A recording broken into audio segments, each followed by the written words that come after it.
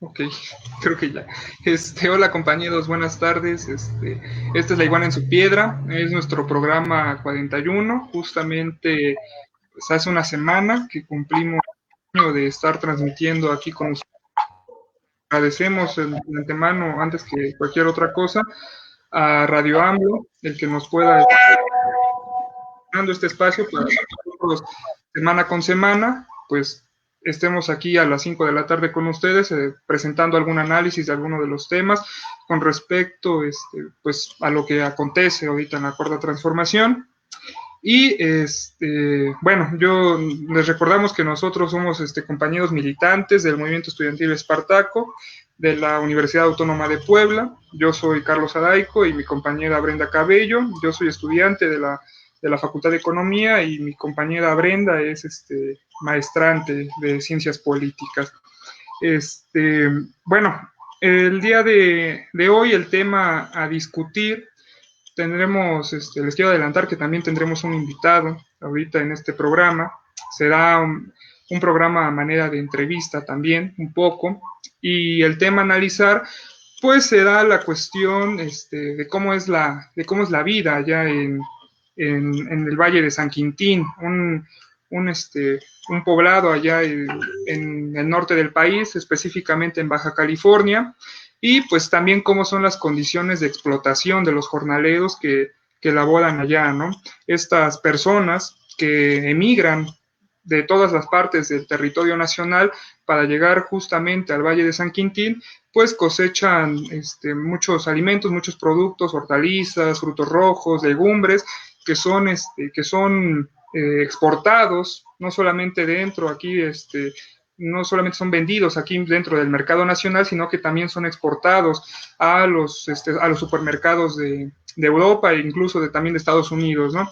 Entonces, esa es la cuestión que nosotros tenemos que analizar ahorita, la importancia que tiene este tema, eh, pues es de que muchos de nosotros ni siquiera sabemos qué es lo que está pasando allá en el norte del país, específicamente porque no solamente ahí en el valle se da esto, ¿no? Gran parte de los jornaleros que están en el país, pues trabajan allá en el norte y todos son emigrantes del sur de México, de los estados más pobres que son Oaxaca, Chiapas, Tabasco, Guerrero, Michoacán incluso también de Centroamérica, que van de paso hacia Estados Unidos, pero pues se quedan ahí, ¿no?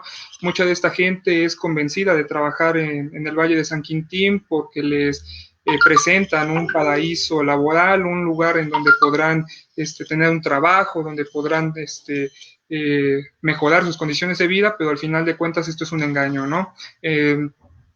Son, al final de cuentas, solamente lo que terminan ganando en su salario, pues les alcanza para lo más mínimo, que es para poder llevarse algo a la boca, ¿no? Para poder comer. Entonces, nosotros tenemos que tener presente esto, nosotros tenemos que analizar este tema y para eso tendremos como invitado al compañero Causidenio Pio Quinto. Él es un periodista ñusabi, indígena, originario de la costa chica de Guerrero.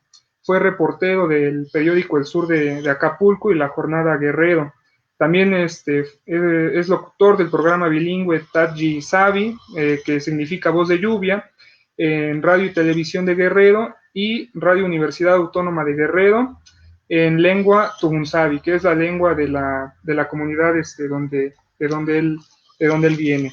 Y actualmente pues es reportero del semanario Trinchera, ¿no? Para que ustedes también puedan investigar un poquito más, puedan informarse más acerca de los análisis que este compañero hace en sus reportajes.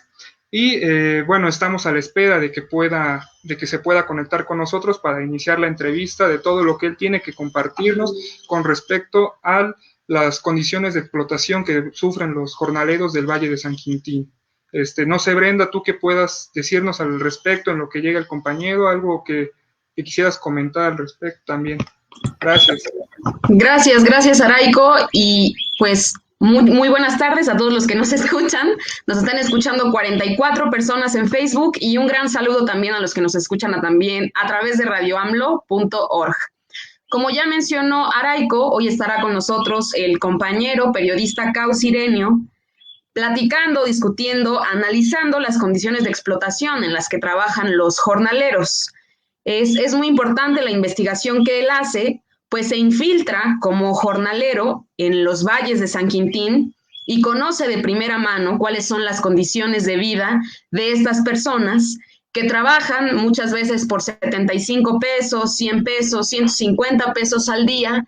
Y bueno, en el corte de frutos rojos, en el corte de pepino, y hay muchas historias realmente que son preocupantes, desgarradoras y que ustedes podrán conocer en unos minutos. Entonces los invitamos a que a lo largo del programa puedan estar dando sus comentarios. Si tienen alguna pregunta específica para el compañero Cau, que la puedan poner aquí en los comentarios, pues será muy importante y pues nos sirve mucho a la gente que hacemos y que escuchamos este programa poder conocer las condiciones de vida de los jornaleros. También deben saber ustedes que en 2020 el presidente Andrés Manuel López Obrador asistió a San Quintín a inaugurar un hospital. Este hospital ya existía, pero invirtieron millones de pesos en él para hacer más consultorios, para tener un personal médico más preparado, para tener más medicamentos, y todo esto con la intención de mejorar las condiciones de vida. Entonces, ya se encuentra aquí con nosotros Cau Cirenio, mucho gusto, qué bueno que nos puedes acompañar. Estábamos platicando justamente de las condiciones de vida de los jornaleros de San Quintín, entonces te damos la bienvenida a La Iguana en su Piedra, compañero Cau, qué bueno que ya puedes estar con nosotros. Hola, buenas tardes a todos, ¿cómo están allá en el estudio? En Puebla, yo acá en la ciudad, saludo desde la capital. Qué bueno, Cau. Pues vamos a empezar con este programa, con este análisis.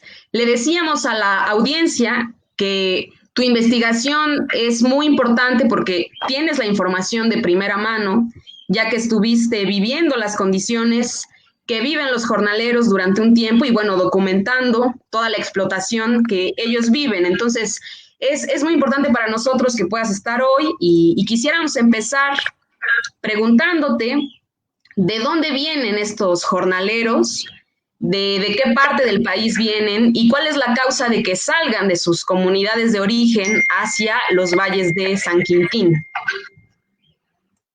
Pues fíjense que cuando hablamos de campos agrícolas o nos metemos en tema de la movilidad social que hay en el país, tiene mucho que ver con el tema de la pobreza, con el despojo de la tierra, con la violencia que hay en esa zona. Y tiene que ver precisamente con los estados del sur que enfrentan o viven esta situación de violencia, de pobreza extrema, que también no tienen tierra para trabajar. Y recuerden ustedes que el campesino es aquel que tiene pedazos de tierra para producir su alimento. Aquellos que ya no tienen dónde producir su alimento, si no tienen forma de cómo ampliarse y ante esta situación de pobreza, tiene que emigrar. Y son justo de estos estados del triángulo de la pobreza, que es Guerrero, Oaxaca, Chiapas. Y también en los campos agrícolas encontramos a poblanos, de Puebla, veracruzanos y unos que otros michoacanos que están trabajando allá.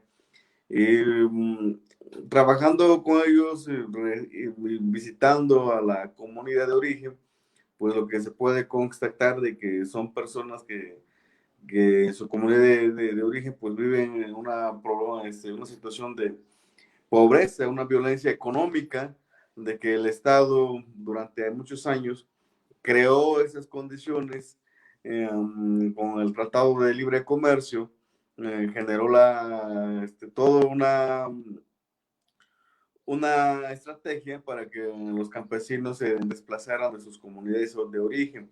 Y lo digo porque están en los campos agrícolas, encontramos cafetaleros de Atoyac, Guerrero, de San Luis Acatlán, cuando en su momento eran productores de café y tenían una posición económica para poder vivir bien en su comunidad de origen. Sin embargo, con la entrada en vigor del Tratado de Libre Comercio en enero de 1994, el precio del café se desplomó porque ya entró en la competencia en el mercado internacional, en el mercado de Nueva York, y entonces eso hizo de que la gente se empobreciera más. Luego, pues uno que otro, pues buscaron la forma de cómo sobrevivir, subieron la parte más alta, empezaron a producir en la amapola, pero que tampoco ya no le fue redituable, porque también hubo otra situación sobre proceso de la droga. Entonces eso provocó también la caída de la amapola, y por lo tanto, pues los campesinos, pues, para no morirse de hambre, tuvieron que emigrar. Y así encontramos poblaciones indígenas de la montaña de Guerrero, de la montaña sierra de Oaxaca. Encontramos de la zona más inhóspita de los estados del sur del país, o sea, la parte más marginal de Puebla, la parte de la sierra de Veracruz. O sea, son poblaciones que donde hay el acceso a servicios básicos es muy difícil, y la falta de empleo, eso lo ha provocado o provocó que ese fenómeno migratorio se empezara. Primero fue una situación que esta población se emigró a la ciudad. Ustedes saben que hubo un momento de que hubo ese estudio del campo a la ciudad, pero después con la crisis de 95, pues también los de la ciudad, los urbanos, quedaron en situación de pobreza, de desempleo, y también muchos de ellos emigraron. Los que vivían en la Ciudad de México, pues emigraron a los Estados Unidos, y los que se quedaron en sus comunidades, pues lo que más le pudo facilitar era emigrar hacia los campos agrícolas. Y repito, son campesinos que no tienen tierra, que con la reforma al artículo 27 constitucional de 1997, hizo de que la propiedad de la tierra también cambiara su régimen. Entonces, esto hizo de que la gente ya no pudiera producir su alimento, pero además, pues, la caída del precio del maíz, y la caída del precio de todos los productos básicos de los campos agrícolas hizo que se monopolizara esa producción de alimentos en los estados del norte. Y como consecuencia, pues, se convirtió en uno de los estados de mayor concentración de jornaleros que ahora viven en situación de explotación.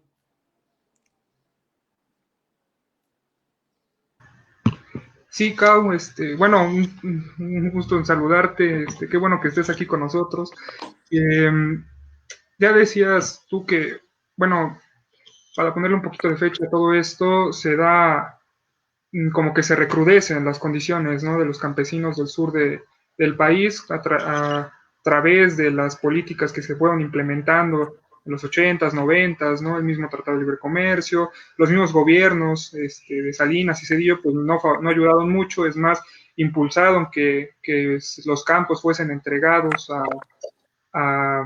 pues a empresas privadas, muchas de estas transnacionales. Hoy en día podemos ver cómo es que pues muchos de los alimentos, bueno, una buena parte de los alimentos de la agroindustria en México, pues está en manos de empresas extranjeras, ¿no?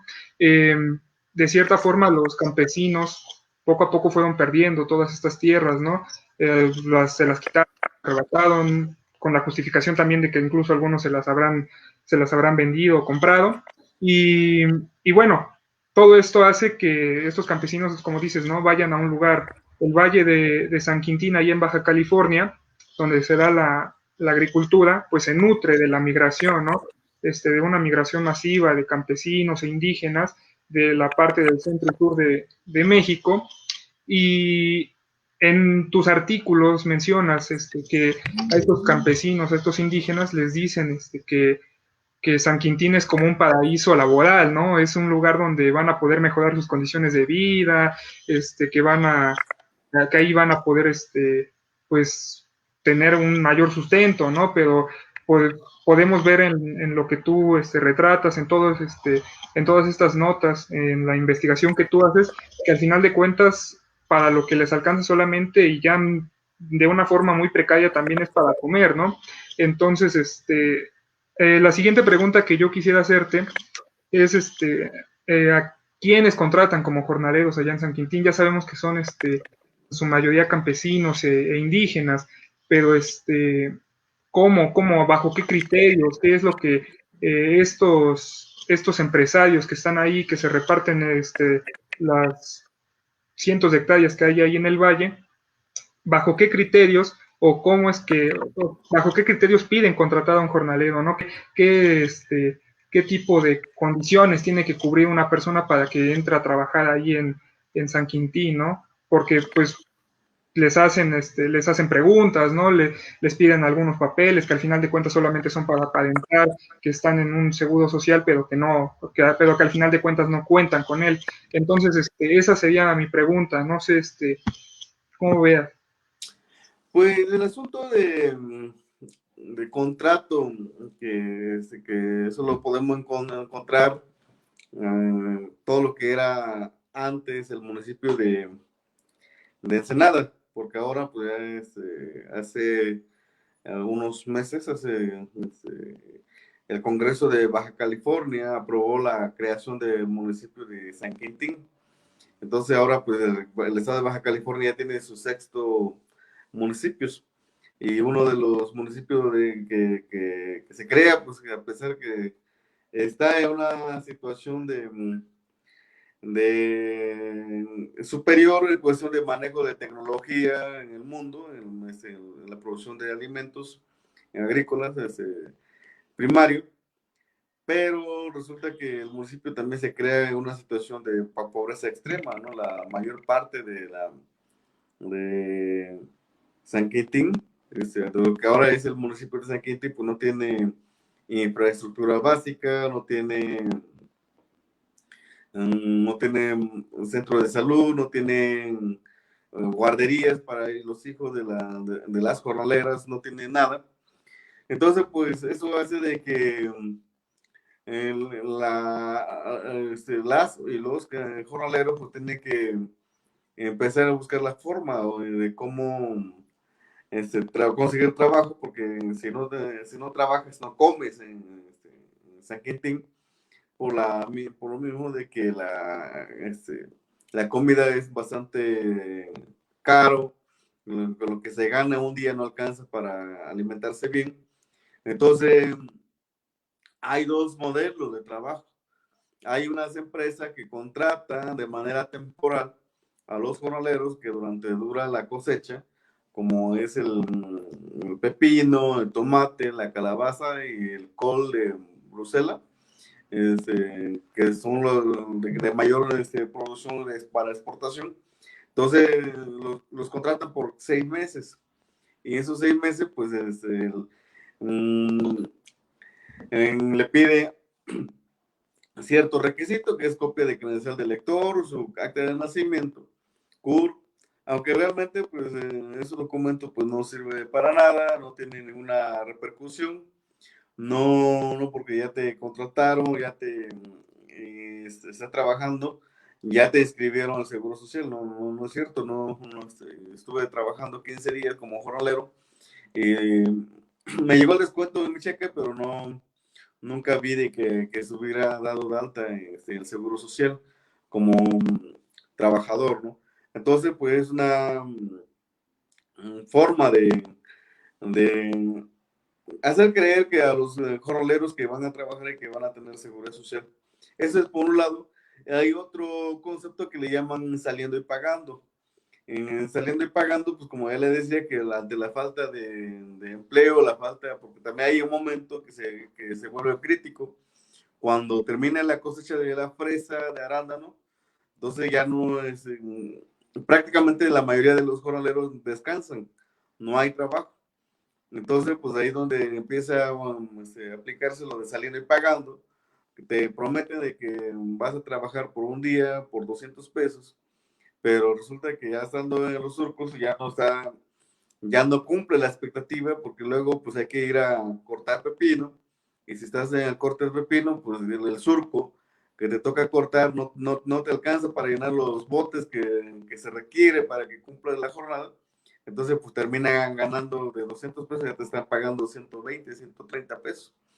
Y de eso de concepto de saliendo y pagando, pues no generas ningún derecho, absolutamente nada, porque estás ahí esperando en la orilla de la carretera transpeninsular de California, de Baja California. Está esperando de que pasen los camiones que necesiten de trabajadores por día, y así lo gritan, saliendo y pagando, vámonos.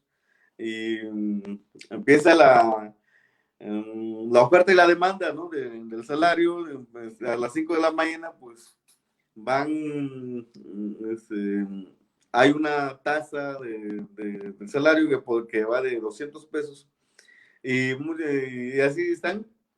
Y si esa es la promesa del día, que es de 200 pesos, entonces los jornaleros siguen esperando hasta las 5 o 6 de la mañana para ver si alguien más le pone otros 10, 20 pesos más.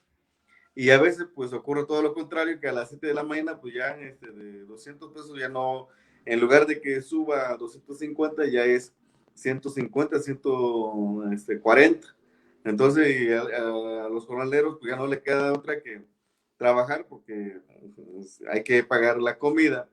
Si es un hombre soltero que no tiene, que tiene que pagar renta, que tiene que comprar, pues con ese dinero pues no le alcanza para nada, para pasar el día.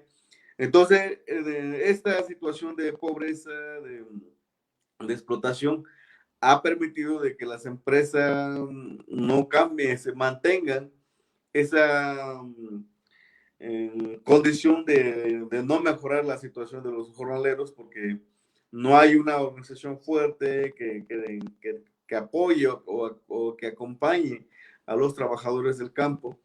Los que hay no tienen mucha fuerza o no tienen mucha repercusión a nivel nacional.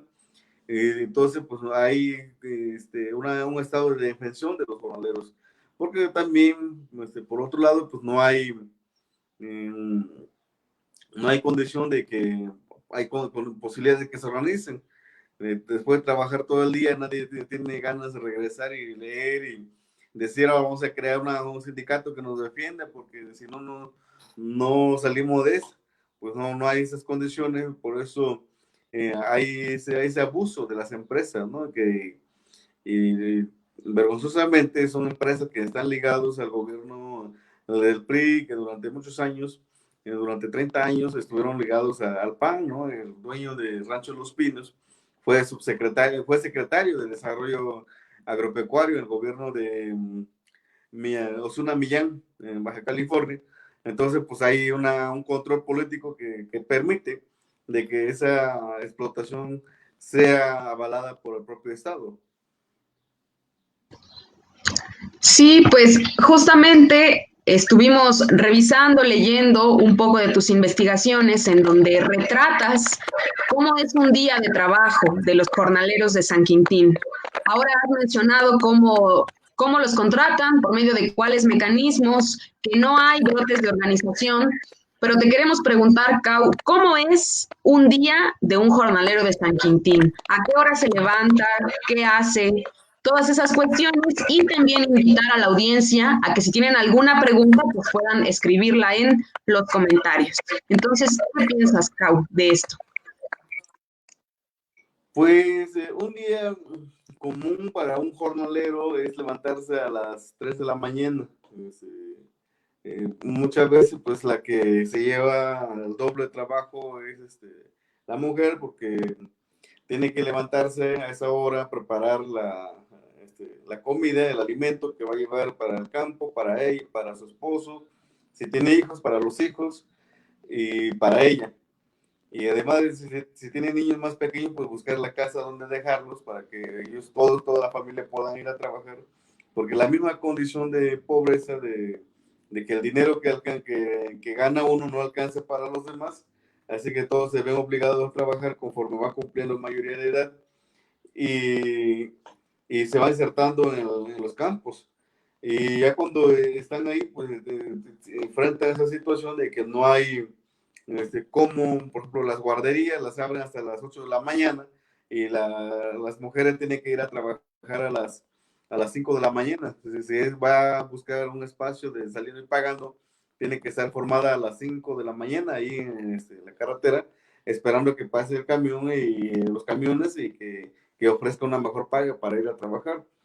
Y en caso de los hombres, que algunos buscan la forma de, de ahorrar, lo que hacen es preparar su propio alimento, pues también tienen que levantarse a las 5 de la mañana, a las 3 de la mañana, preparar, hacer sus tortillas, sus tacos, porque tienen que llevar la comida, porque allá no hay forma de cómo o dónde comprar. Y, y si lo compran, pues le sale demasiado caro, porque un taco te cuesta 20 pesos. Y cuando si compras tu harina y compras tu frijolito, puedes hacer tacos de frijoles y te sale, y ahorras, ¿no? Más de la mitad de lo que vas a invertir por una comida en el día. Entonces, también hay esa situación de que los hombres pues, ya también empiezan a aprender a producir su propia comida, porque como sabrán, la situación de los hombres de los estados del sur tiene mucho que ver con el tema del machismo, que en su casa no aprendieron a cocinar unos huevos, que ni siquiera, y eso pues estando en los campos agrícolas pues le cuesta mucho más trabajo aprender y tiene que aprender sobre, a base de golpes, pues, porque de hambre y todo eso, y si quiere ahorrar, solo tiene que esa vía de preparar su propia comida, o de lo contrario, pues trabajar nada más para los comerciantes de alimentos. Entonces, esa es una situación que es muy complicado. Entonces, imagínense, se sale a las 5 de la mañana de la casa ya con todos sus alimentos listo para salir al campo. La jornada empieza a las 7 de la mañana. O sea, de 12 del día a 1 de la tarde es la hora de comida. Según es una hora, pero el tiempo que yo calculé fue de 20 a 30 minutos. No hay posibilidad, no hay espacio para comer comida caliente, sino que comida fría. Y, y después, por regresar, llegas a la casa a las 7, 8 de la noche, te bañas y ahora pues otra vez a cocinar para la cena, y ya te duermes a las 10 de la noche y otra vez. Esa es la rutina de todos los días, de cómo se produce se cultivan los alimentos que se comen en el mundo, ¿no? Que muchas veces desconocemos, vemos que están las frutas ahí, pero desconocemos qué hay detrás de todo eso. Ok, sí, mira, eh, ya tocabas la cuestión de la, de la mujer. Mi pregunta es muy corta. Ahí mismo en tus investigaciones también has documentado que las mujeres jornaleras sufren acoso sexual por parte de los capataces, que bien allá les dicen mayordomos, ¿no? O incluso también de los Sí. patrones del campo. ¿Cuál es esa condición laboral que tienen las mujeres que trabajan ahí en el Valle de San Quintín? Porque incluso pues has documentado que hay mujeres, que hay jornaleras embarazadas trabajando en los campos, ¿no? Entonces, ¿qué condiciones son esas? ¿Cómo es la vida también en específico de las mujeres que laboran ahí? Pues la vida de las mujeres es la de convivir, o la de enfrentarse a sus propios compañeros, ¿no? A los hombres, porque eh, cada quien tiene su propio pensamiento sobre cuestiones de género, y muchas veces pues los hombres pues no han agarrado muy bien el hilo, ¿no? Sobre la protección y la defensa de los derechos de las mujeres. Entonces pues hay a veces pues que hay señores o muchachos que ayudan a las mujeres cuando están embarazadas en la carga y todo eso. Pero de lo que platicábamos, una plática con Lucila Hernández, que es la activista que está en San Quintín, lo que estaba platicando con ella era de que muchas veces las mismas mujeres no aceptan ese tipo de ayuda, porque es como el gancho para como abrir la puerta para que los hombres empiezan a buscar la pretensión, ¿no? No tanto de que buscan realmente ayudar a las mujeres, sino que tiene un fin por el cual lo hacen. Entonces, por eso también las propias mujeres también ponen su alto y no admiten mucho el ayuda, pero finalmente la, la situación no es tanto contra los hombres, los jornaleros, sino que es más bien con los capataces, con los mayordomos que utiliza todo su espacio para tener el control misógino, ¿no? En contra de las mujeres jornaleras. Y lo hacen, de hecho, hubo casos se documentaron de que las mujeres, si van y denuncian, pues el propio dueño de la empresa dice pues que no puede denunciar, y si es que va a acompañar de su marido o de su novio a denunciar, pues ambos son despedidos de los campos agrícolas. No hay esas condiciones de cómo proteger o cómo generar espacios donde las mujeres realmente puedan tener voz y reclamar sobre situaciones de acoso en que viven. Pero también no hay es que todo eso lo rebotamos hacia el gobierno del estado, hacia la Secretaría de Trabajo del gobierno de Baja California, porque no han generado las condiciones para que eso no suceda, ¿no? Platicaba ese viaje que hice, estuve platicando con la delegada en el municipio de Ensenada, de la Secretaría de Trabajo, sobre qué están haciendo con las empresas, cómo lo están capacitando.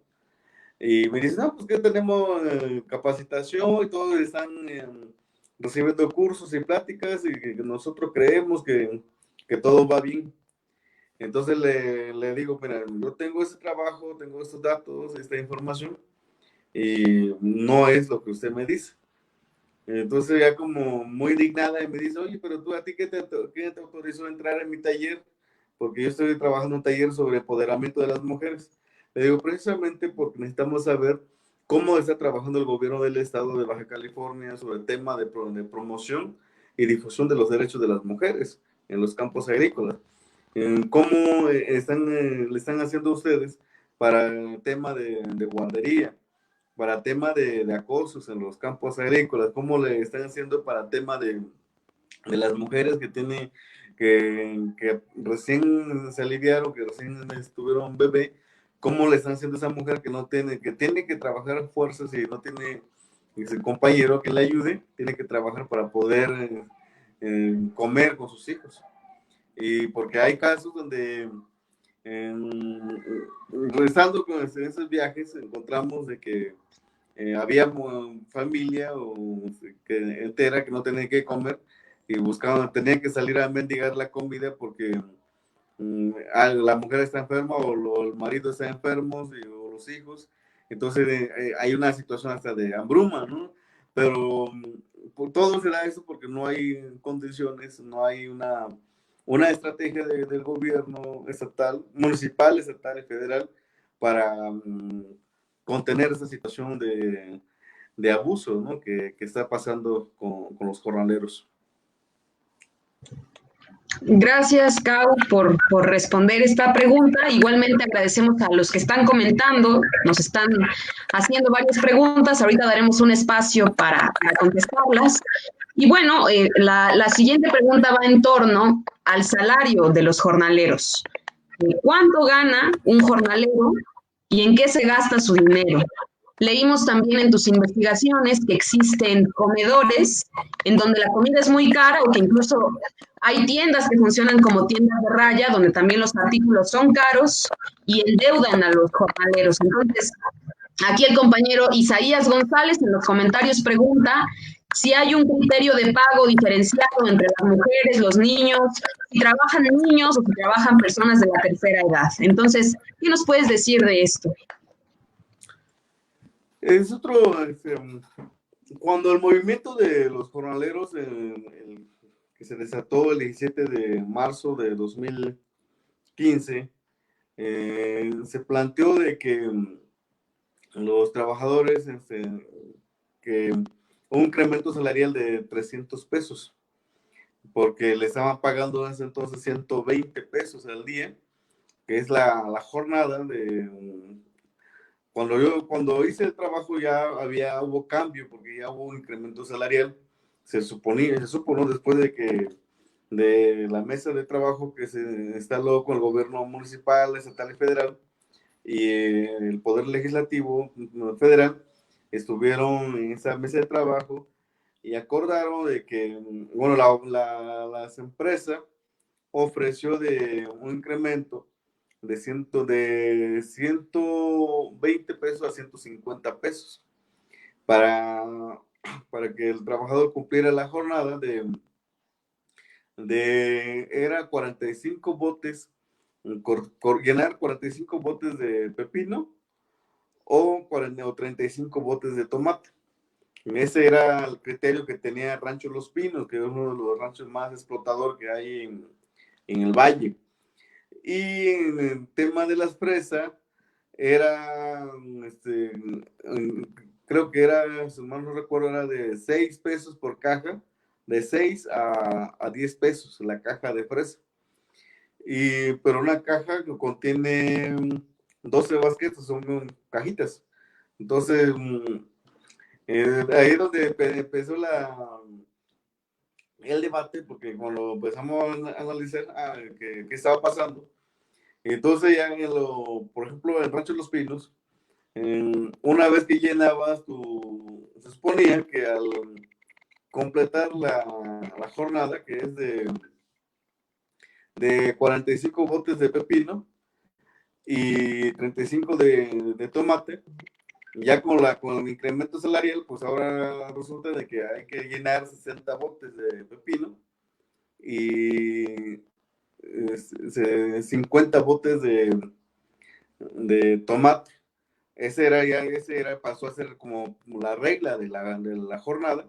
Y a partir del bote, del 61 bote, a partir del 61 bote adelante, eso ya te lo pagaban como extra, pero en ese entonces lo estaban pagando a un peso el bote de pepino, al igual que el tomate.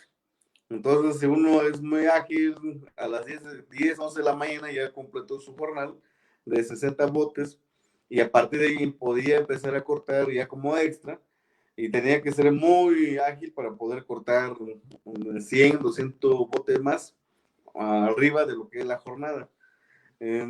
El tema de la limpieza de los surcos para deshiervar, eran 5 surcos que trabajaban, que de la jornada que tenía que completar un trabajador, y ya con el incremento salarial, pues ya lo subieron a 7 surcos, o sea que hubo un incremento de miserable, pero incrementaron más la carga laboral. Y así está todo el valle. Este año estábamos platicando con activistas de ahí que están en San Quintín, y Rancho de los Pinos ya le incrementó otro peso más, ahora ya le pagan 2 pesos por bote, pero aún así es inconcebible, porque en ese trabajo que hice, después de estar en los surcos, me fui a parar en un centro comercial donde se venden pepinos que produce Rancho de los Pinos, y encontré de que en una hora ese centro comercial vendió alrededor de 100 kilos de pepino.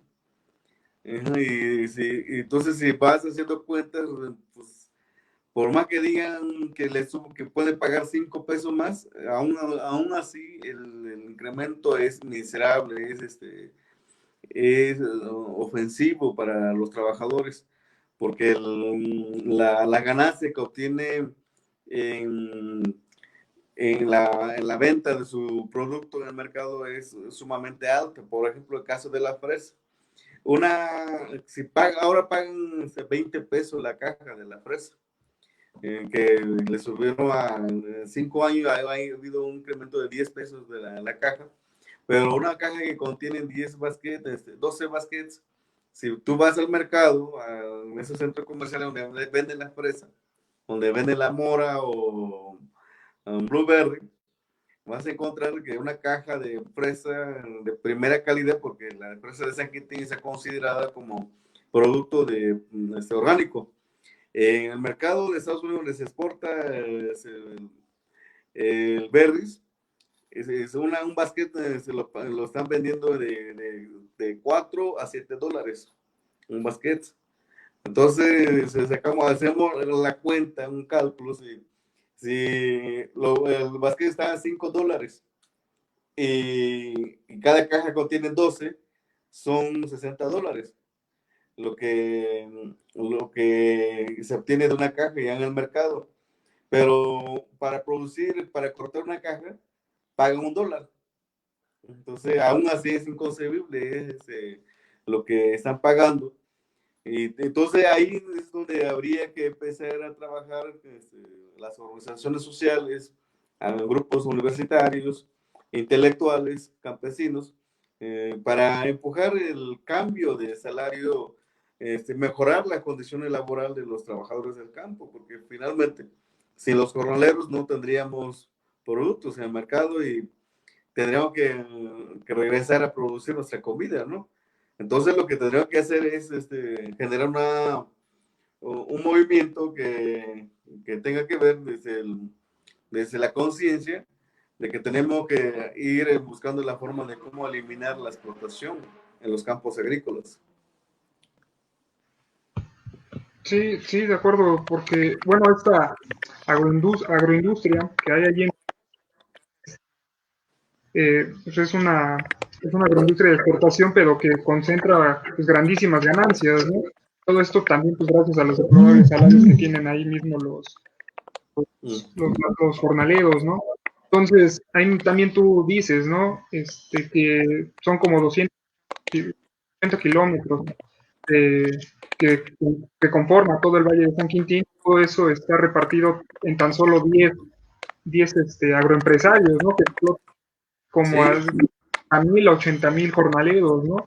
Entonces, bueno, la pregunta aquí que yo quiero hacer también es, pues, para un jornalero, cuando se enferma de ser casi, casi también una situación también como que hasta de vida o muerte, ¿no? Porque, ¿qué pasa cuando un jornalero se enferma, ¿no? O sea, ¿quién cubre esos gastos médicos, ¿no? Si al final de cuentas, no salario, pues nada más para comer a medias el mismo jornalero, porque también tiene que pagar renta, ¿no? O incluso pues las guarderías, ¿no? Entonces, por ejemplo, también si existen ahí cerca de San Quintín, en el municipio que ya es el Valle, bueno, en esa población que, como dices, ya es un municipio, existirán también algunos hospitales cercanos a los campos donde trabajan los jornaleros, que pues carecen de todo, ¿no? De seguridad social, de contratos, ¿no? De prestaciones de ley, ¿no? Entonces, por lo que ya también mencionado, derechos, sus derechos. Entonces, la pregunta es esa, ¿no? ¿Qué pasa cuando el jornalero, pues, que cae una enfermedad? Pues fíjese que es un tema que habría que trabajar ahora que se cumplen 6 años del movimiento de los jornaleros, que es el 17 de marzo, porque desde años atrás veníamos trabajando sobre el caso de muerte por cáncer. Ha habido muchos casos de cáncer y que estábamos platicando justo también con Lucila Hernández, de que íbamos a visitar a varios enfermos de cáncer para ver cómo estaba su situación, pero dada también la condición de la pandemia, pues ya no nos permitió volver a ese año para hacer más de trabajo de campo. Pero ahí están el Seguro Social, está el hospital pues, del Seguro Social que está creo que ahora está en primer nivel, lo convirtieron en segundo nivel y están en la plática de que van a llegar a tercer nivel para poder atender a la población de esa zona. Pero es que también cosa rara, creo que estábamos platicando que en Tijuana, que ni siquiera propio Tijuana o Mexicali tiene hospital de tercer nivel, que tiene problemas, que no recuerdo qué especialidad no cuenta ni Tijuana, ni Mexicali, ni Tecate. Entonces, si no hay una zona donde hay mayor condiciones por el servicio y todo eso, no lo tienen en los campos agrícolas, no. Entonces, ahí está el hospital del Seguro Social en, en la delegación de Vicente Guerrero. Ahí es de donde está el hospital, que de hecho en 2018, 17, los trabajadores de base protestaron porque el gobierno del estado y federal se comprometieron a construir un nuevo hospital y lo que hicieron pues no más es ir a ampliar el hospital y ampliar la carga de trabajo también para los médicos. Entonces hubo una protesta ahí que justo me tocó acompañarlo porque había regresado para darle seguimiento al aniversario. Desde 2015 ya se convirtió para mí como una peregrinación ir al santuario de San Quintín para ver cómo avanzan, si hay mejoras o no hay mejoras, porque hay muchos temas de qué tratar y el tema de salud pues era un asunto complicado. Nosotros solicitamos, antes de publicar el texto sobre esclavitud del siglo XXI de San Quintín, solicité vía transparencia al Seguro Social que me entregaran las copias o que compartiera información sobre cuántos afiliados, cuántos jornaleros están afiliados al Seguro Social. Y la respuesta fue de que no podían dar esa información porque están involucrados particulares. Y entonces ya cuando estuve justo en esa protesta de médicos y enfermeras, tratamos de buscar la información y lo que compartieron los trabajadores del Seguro Social es que solo de 70,000 trabajadores que están en el Valle de San Quintín, solo había una afiliación de 25,000. Bueno, es un número muy alto, pero ese es el número que habían compartido de trabajadores que tienen afiliación. Y son las empresas que tienen afiliados su personal, es Berrimex, filial de Driscoll, y San Marcos. De 10 agroindustrias, solo 5 de ellos estaban, bueno, al tanto con sus trabajadores, pero no al 100%. Apenas estábamos, hace un año que estuve allá, estuve platicando con el dueño del rancho Arroyo Seco, que es el nuevo líder empresarial que agrupa a todos los empresarios agrícolas allá en el valle. Y me estaba compartiendo de que dice, yo tengo 2,000 trabajadores y no he podido afiliar a todos porque algunos no tienen documentos, no tienen credencial de lector o no tienen acta de nacimiento, y eso me ha dificultado afiliar a los demás. Imagínense yo que no tengo el deseo de hacerlo y no puedo. Los que no tienen deseo de hacerlo y no pueden, pues al contrario, ¿no? le facilita, ¿no? Que no lo puedan hacer.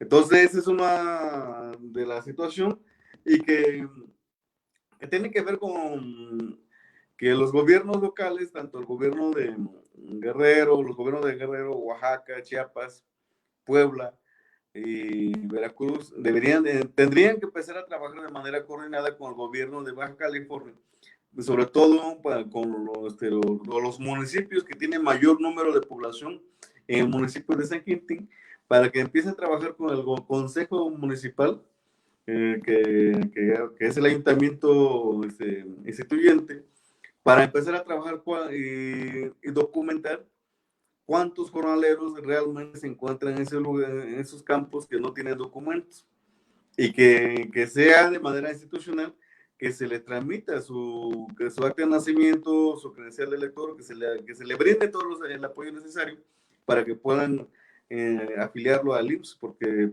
están trabajando, se supone que están dados de alta y tienen que cotizar para tener derecho a una jubilación y no lo tienen. pues todo esto que has relatado, Clau, a lo largo de estas preguntas, nos da cuenta de la situación de explotación en la que viven los jornaleros. Ya lo has dicho, son aproximadamente 10 grandes agroindustrias las que controlan todo el Valle de San Quintín. Y al principio de tus intervenciones mencionabas la relación, la responsabilidad que tienen los gobiernos del PRI y del PAN en pues que se permitan estas condiciones de explotación en San Quintín. ¿Qué nos puedes decir de esto? Porque este problema pues no es algo que surja ahora, sino que es histórica la explotación en los valles de San Quintín. Entonces, ¿cómo han reaccionado los gobiernos locales, federales, estatales ante esta cuestión? Incluso mencionas que muchas veces mandaban a reprimir a las protestas, a la organización que había en San Quintín. Entonces, ¿cuál es el papel del gobierno en la regulación? ¿Existen negociaciones entre los gobernadores y los dueños de estos valles? ¿Qué nos puedes decir, Cau? Pues lo que percibo es que no hay un acompañamiento, porque si eso lo hubiera, no tendríamos que estar ahí escudriñando qué está pasando en los campos agrícolas. Y le puedo asegurar que tenemos un trabajo muy focalizado sobre San Quintín, pero nos hemos olvidado que hay otros campos agrícolas. Ahí está el Rancho Fox, ahí está en Guanajuato, ahí está en Jalisco, en el municipio de Casimiro Castillo. En 2017 murieron 5 jornaleras, murieron en un accidente automovilístico. 3 de ellas, de esas personas fueron de Guerrero, que fallecieron ahí. Niñas, adolescentes.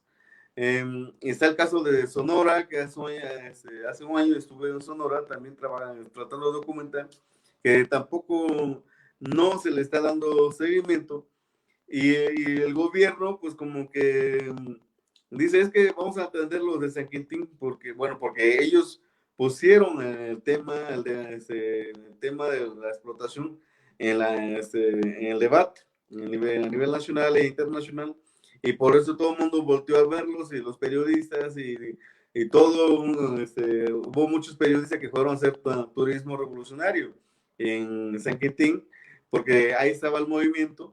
Pero después de que vino el control, el silencio del movimiento, pues los medios se retiraron, y los activistas, los universitarios, los sindicalistas, los partidistas, los izquierdosos, los izquierdistas, que se retiraron y dejaron solo a los jornaleros.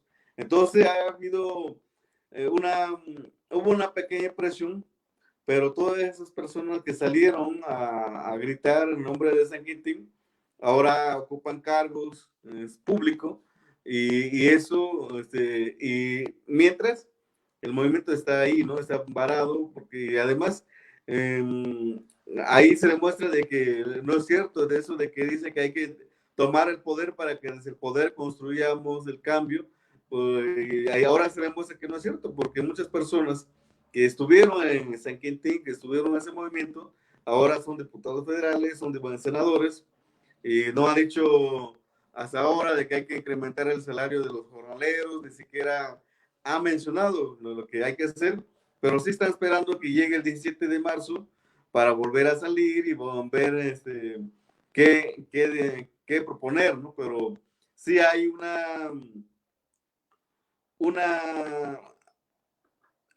un abandono social hacia los movimientos que han luchado, que vienen luchando por la defensa de los derechos humanos. Entonces, tanto periodistas, intelectuales, académicos, universitarios, políticos, hay de todo, que aprovechan, se montan los movimientos, y cuando ya este movimiento pierde la fuerza, pues lo dejan solo. Entonces eso ha pasado en México, porque hay casos que hemos documentado, lo de Jalisco, lo de Sinaloa, hay un texto que se publicó, creo que no sé si tuvieron, que lo pudieron leer, es justamente donde hablo de los 10 empresarios. En ese viaje yo iba acompañado de un jornalero que salió de Guerrero, que nos fuimos transbordando hasta llegar a San Quintín. Nos hicimos 60 horas de camino en camión, y él trabajó en Sonora, perdón, en los campos agrícolas de Sinaloa. Y dentro de lo que me iba platicando, y cuando llegamos a San Quintín, dice, no, pues podrán decir que San Quintín es esto, lo otro, pero aquí por lo menos tenemos una posibilidad de organizarnos, o por lo menos los medios están un poco al tanto de lo que está pasando, y se evita la explotación, como en Sinaloa. En Sinaloa, de hecho, nos tenían encerrados con seguridad privada, no podíamos salir. Y si en Sinaloa te pagan, no, en San Quintín te pagan un bote a $1, el bote de tomate o pepino, en Sinaloa te lo pagan a 50 centavos. Pero de ese movimiento de casos de Sinaloa, de Sonora, de Baja California Sur, de Guanajuato, de Michoacán, nadie ha dicho nada, ¿no? Entonces, ha faltado mayor compromiso social entre todos los que estamos participando para ver cómo construir ese espacio.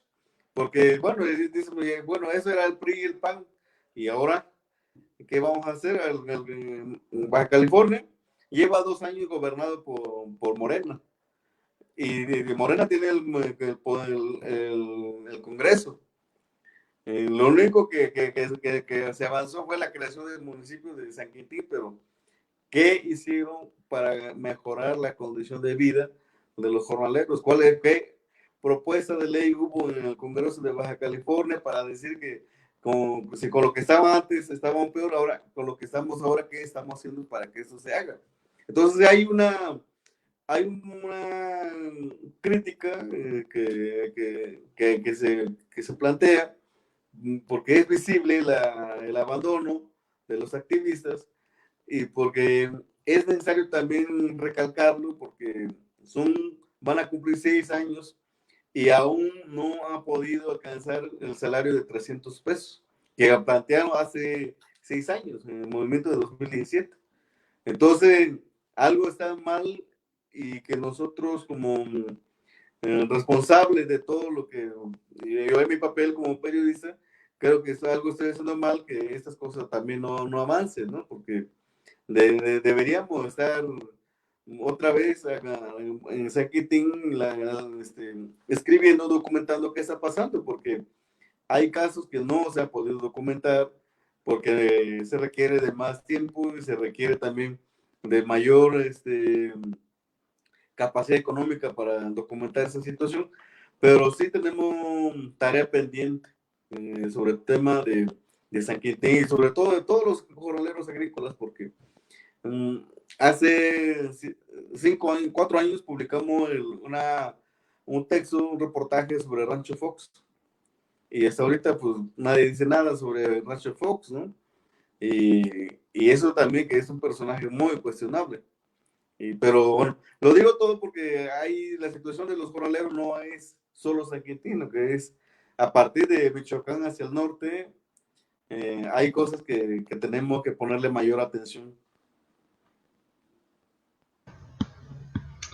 Okay, sí es muy importante lo que mencionas con respecto a, pues, no solamente la organización dentro de los campos por parte de los jornaleros, sino también por fuera de todos aquellos que pues han dicho apoyar la causa de estos campesinos, de indígenas que están trabajando en los surcos del Valle de San ya dabas respuesta acerca de esto, pero igual quisiera preguntarlo para que quede un poquito más claro.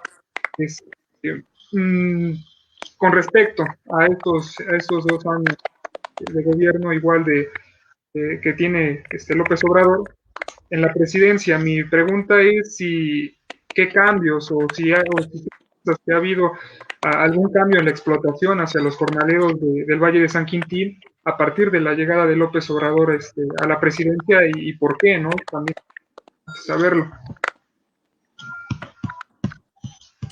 Pues, bueno, si hubiera el cambio, pues ya hubiéramos, ya como le acabo de comentar, ya no tuviéramos ese salario de hambre, ¿no? Que es de 200 pesos. Desde hace años, con Miguel Rojas habíamos platicado de que en la zona fronteriza, sobre todo en San Quintín, por la situación de regional y todo eso, el jornalero, el trabajador debería de tener un salario mínimo de 490 pesos. Él explicaba sobre todo de cómo, qué es lo que se tenía que hacer para mejorar las condiciones. Los jornaleros en 2017, 15, plantearon que fuera de 300 pesos. Y todavía seguimos esperando de que llegue el salario de 300 pesos y todavía seguimos esperando de que haya reforma sobre el tema de contratación equitativa, sobre el tema de regularización de derechos de los trabajadores en los campos, que se les reconozca a los jornaleros agrícolas como obreros agrícolas y que se les dote todos los derechos que es necesario, porque ahora trabajan bajo una situación de esclavitud, porque no hay un control político. No estoy viendo que la Secretaría de Gobernación o la Subsecretaría de Derechos Humanos esté atento a lo que está pasando en San Quintín. No veo la Secretaría de Economía, la Secretaría de Trabajo, que estén haciendo su papel en tema para ver cómo regularizar el trabajo de los jornaleros. No veo Seguro Social diciendo tenemos que asegurar a todos de manera masiva para que todos tengan ese derecho. Entonces, si no hay esos cambios tangibles, no invisibles, pues creo que algo está mal y hay que revisarlo para volver a plantearlo desde esa perspectiva de derechos humanos, ¿no? De inclusión, porque si no, pues las cosas no van a cambiar. Para que esto pueda tener un cambio, tienen que participar los tres niveles de gobierno, y ya el gobierno federal y estatal son del mismo partido. El Congreso Federal local es del mismo partido, tiene mayoría, tiene todo para hacer las cosas para que eso cambie, pero algo los detiene, porque los empresarios agrícolas acordaron con ellos, con el Congreso, con los diputados locales del Congreso de Baja California, para que no trabajen, no estén legislando sobre el tema de los campos agrícolas de San Quintín. Sabemos que el proyecto de la Cuarta Transformación tiene limitantes. Tú has mencionado que esos cambios que se esperaban con la llegada de Andrés Manuel no se han visto en San Quintín. Entonces, es importante reconocer cuáles son esas limitantes, porque es un proyecto que está dentro del marco del modo de producción capitalista. Es decir, que la explotación va a seguir ocurriendo aunque Obrador esté en la presidencia, porque no se puede salir de las leyes del capitalismo y tendría que avanzar más el proyecto, estar más aún del lado de la clase trabajadora para que esto pueda realmente cambiar. Sin embargo, sabemos que el presidente Andrés Manuel ha planteado proyectos para desarrollar el sureste mexicano, como el Tren Maya, el corredor transísmico, como los programas sociales del campo, Sembrando Vida, las becas Benito Juárez para los jóvenes. ¿Tú crees que estos proyectos tengan alguna repercusión que disminuya la migración de estados como Oaxaca, Guerrero, Michoacán, Tabasco hacia San Quintín? Porque se generan empleos con estas iniciativas que está dando el presidente. Además de que en 2020 fue a San Quintín a hacer una ampliación del hospital. Él dijo que iban a tener garantizado el sistema médico, que se iban a poder atender ahí en ese hospital, y además podrían tener guardería las jornaleras para sus hijos. ¿Tú qué piensas de estos proyectos que ha estado planteando el presidente, Cau?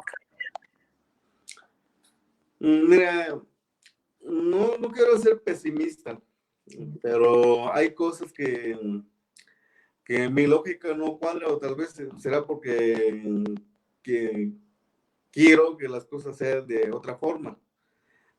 Porque se plantea el tema de Tren Maya y otros proyectos, mientras tenga que ver con el despojo de la tierra de los campesinos, no resuelve ningún problema. Porque uno de los problemas que generó la alta migración hacia los Estados Unidos y hacia los campos agrícolas tuvo que ver precisamente con el despojo de tierra. Solo la diferencia es que, o sea, anteriormente se despojó la tierra, se le entregó a las mineras y que generaron toda una ola de violencia en los estados, que es donde mayor concesión les entregaron a las mineras. Y ahora, pues, ahí es lo mismo, ahí hay despojo de tierra y si el campesino no tiene donde sembrar una planta de chile, de jitomate para poder prepararse una salsa, pues no le queda de otra que emigrar. Y mientras se vea a los trabajadores del campo, a los jornaleros em, como, como esa idea, como esa visión de misericordioso, de que hay que darle a los pobres porque tiene que ser así, para que se quede y se calme y esté en su casa, pues tampoco no resuelve el gran problema. Tiene que ver con asuntos más de fondo, porque sobre todo acabamos de ver de que acaban de echar abajo darle razón a tres organizaciones sobre el Tren Maya. ¿Y por qué la Corte lo hizo? Porque hubo mala proyección de documentos de trabajo antes de llevarlo a la vía de los hechos. Hicieron consultas amañadas y eso no resuelve. O sea que si lo que veníamos criticando era de que nos imponían las cosas y nos los hacían a sus antojos, y ahora con ese tipo de consulta, pues no resuelve nada, ¿no? Y lo digo porque vengo de una comunidad indígena, vengo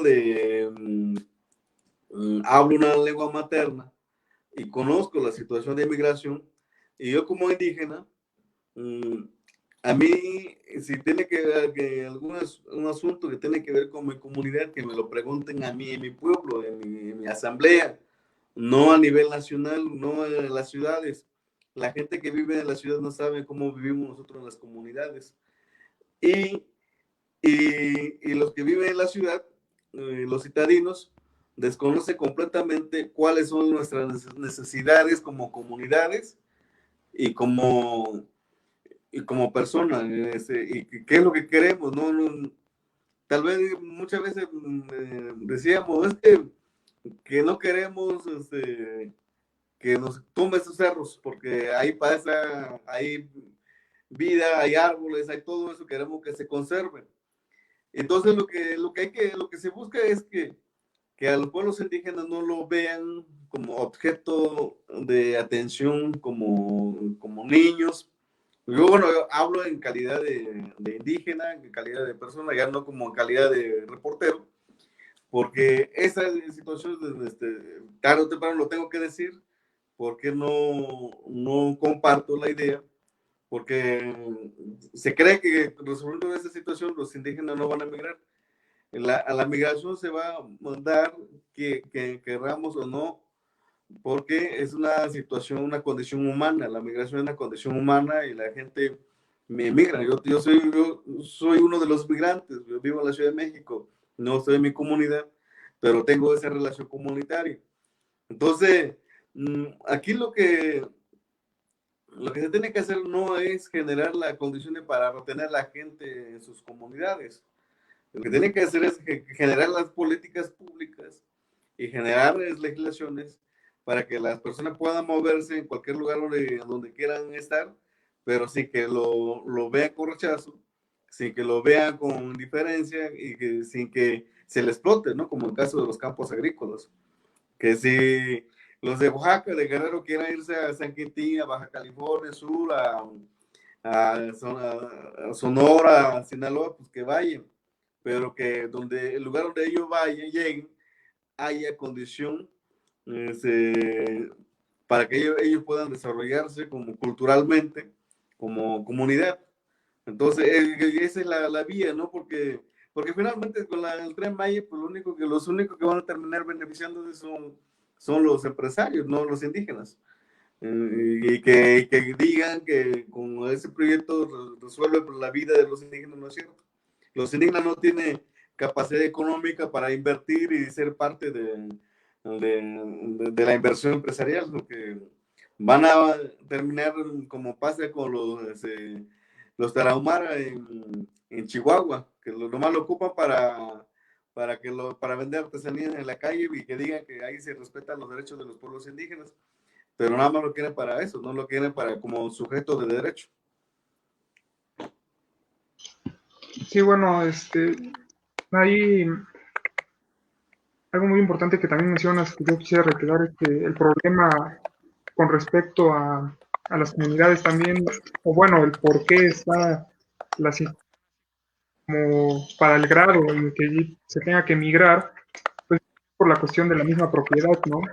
Propiedad sobre tierras, por ejemplo, que concentra, ¿no? Así como en San Quintín, igual pasa, pues, en muchos lados de lo largo y ancho del país, que lo concentran unos cuantos, ¿no? Y estas personas son caras de estos territorios, ¿no?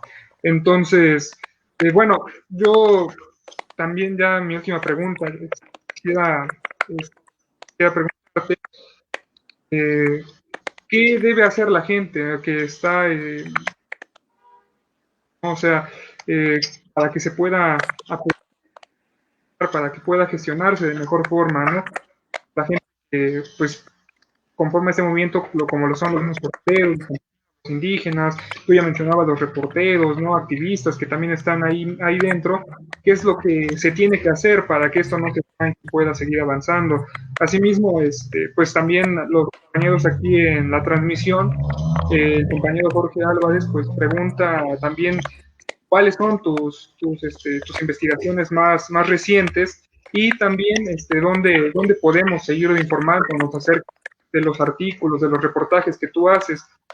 Ya también para ir cerrando este programa, pues es importante saber, tú ya decías, bueno, es que yo vengo de una comunidad indígena, yo he vivido todo eso.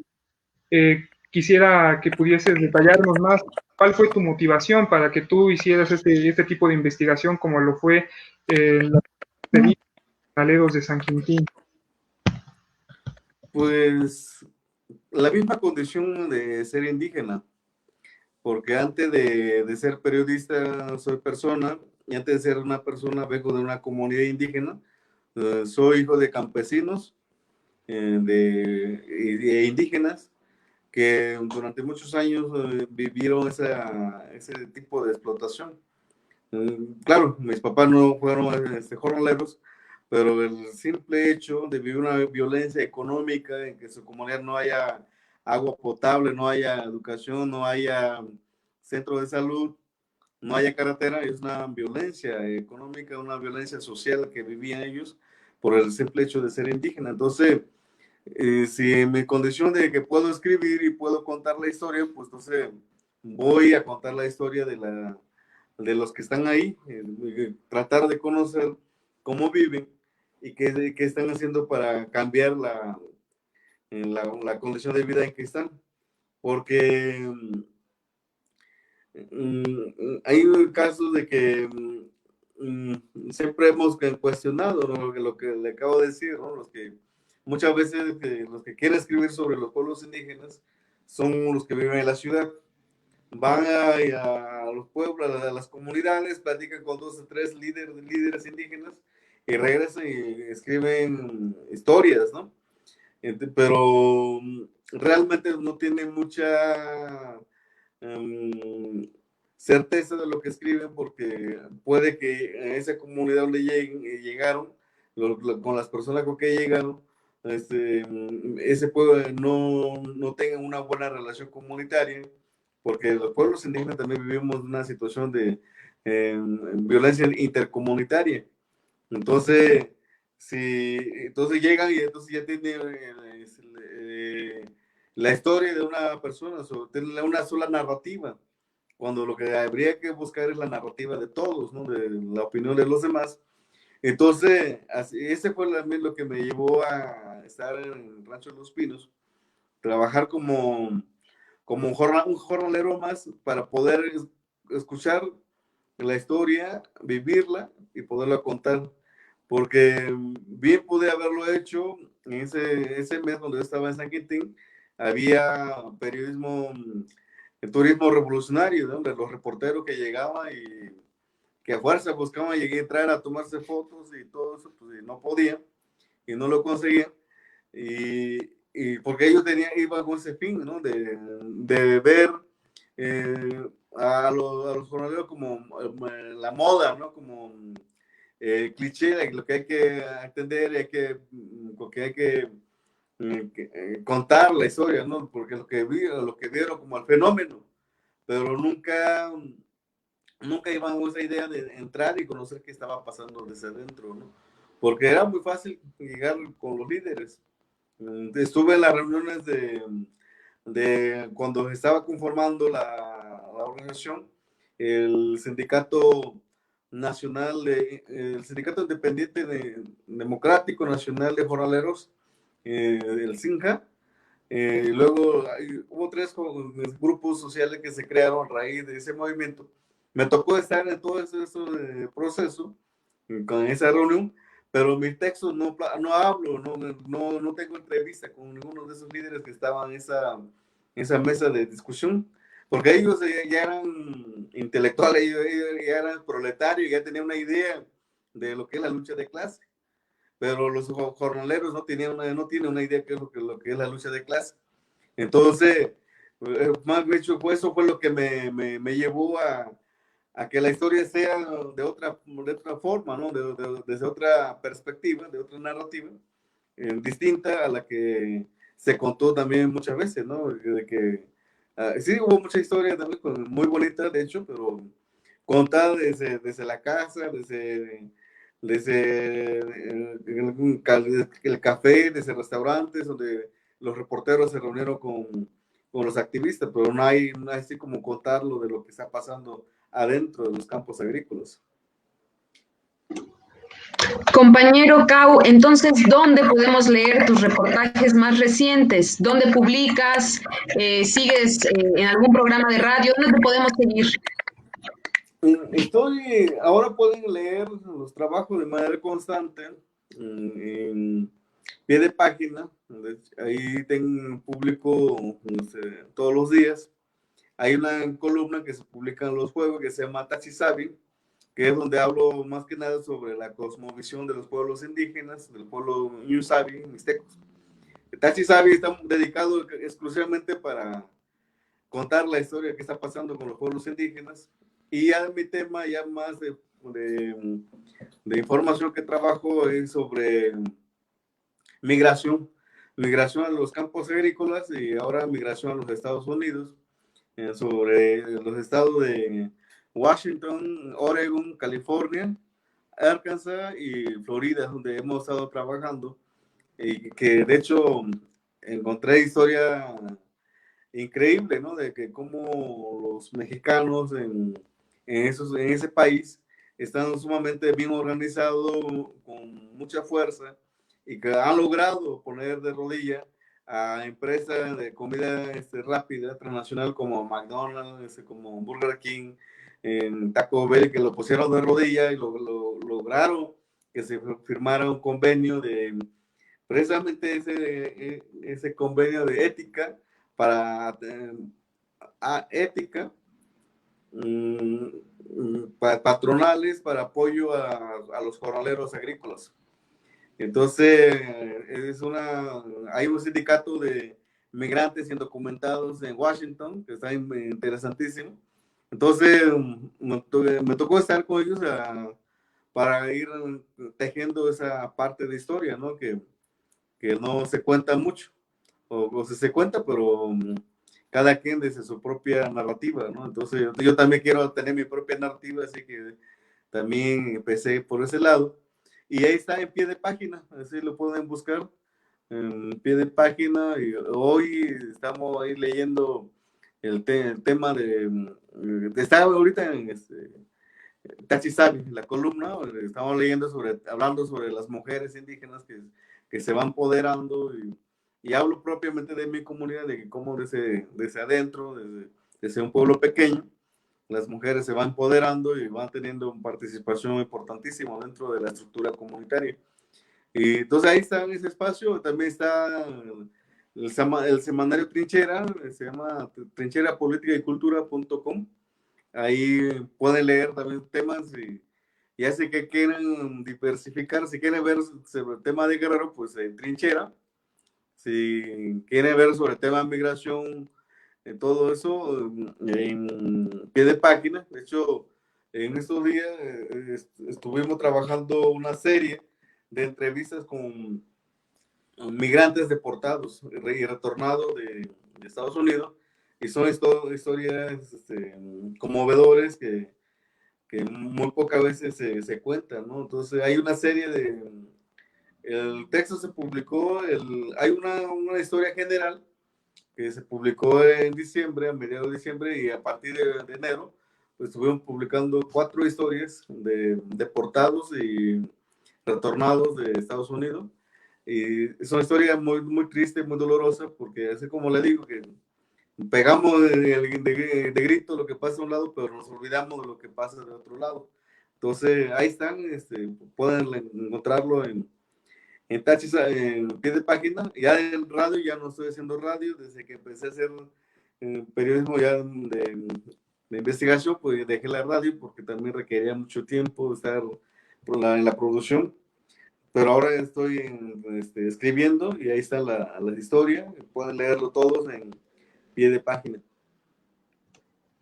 Pues te agradecemos mucho. Vamos a estar pendientes entonces en pie de página y el semanario Trinchera sobre lo que escribes.